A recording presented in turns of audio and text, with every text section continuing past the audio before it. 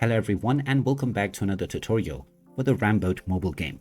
In this video, I'm going to show you how you can change the gadgets that you are using for your character. So let's get started right away. First of all, open up the Ramboat game on your device, and once you have logged in, you will end up within the main menu. From here, you can start to play your game right away. Now, if you wish to change the gadgets that you have chosen within your vehicle, then simply tap on the gadgets option at the top, or you can also press the armory button.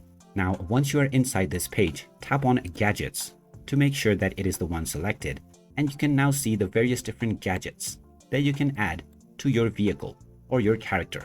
You may also remove the gadgets that you have already added by tapping on the selected button to remove it from your equipped ones. And in order to simply add them, just tap the select option and it will now be added to your gadgets right away. As you progress further within the level, you will also unlock more and more gadgets that you can use to improve your gameplay experience and progress much further within the game. After this, you can just go back and start your match with your chosen gadgets right away. And there you have it.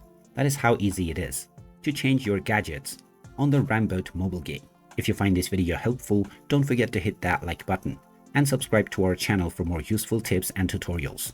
Thanks for watching, and I'll see you again in the next one.